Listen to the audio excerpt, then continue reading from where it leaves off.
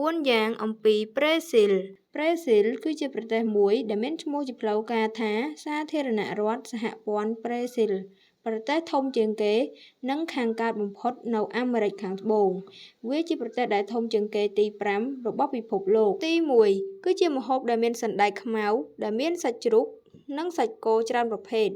វាត្រូវបានគេបម្រើជាមួយនឹងហ្វារ៉ូហ្វាអង្ករសសាច់ក្រកពណ៌បៃតងនិងក្រូចច្របាច់នៅក្នុងចំណោមផ្នែកផ្សេងទៀត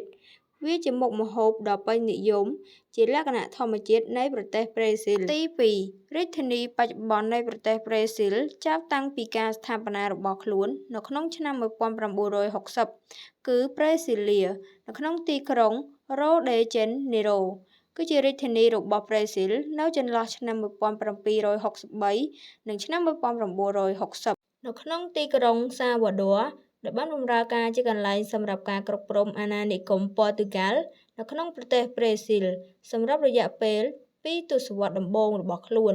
ហើយជាធម្មតាត្រូវបានគេហៅថារាជធានីទី1នៃប្រទេសប្រេស៊ីលទី3កីឡាករណេម៉ាគឺជាជនជាតិប្រេស៊ីលដែលគាត់បានបង្ហាញខ្លួនក្នុងអាជីពដំបូងរបស់គាត់នៅក្នុងឆ្នាំ2009និងនៅក្នុងឆ្នាំ2011គាត់បានទទួលពានរង្វាន់ជាកីឡាករល្អបំផុតរបស់លីកនិងបានឈ្នះពានរង្វាន់សម្រាប់ការខិតខំប្រឹងប្រែងតែម្នាក់ឯងនៅក្នុងលីកប្រេស៊ីល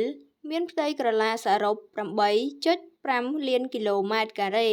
ដែលធ្វើឲ្យក្លាយជាប្រទេសដែលធំជាងគេទី5នៅលើពិភពលោកបើគិតតាមទំហំផ្ទៃដីនិងមានចំនួនប្រជាជន211លាននាក់ដោយជាប់ចំណាត់ថ្នាក់លេខ5មួយខាងចំនួនប្រជាជន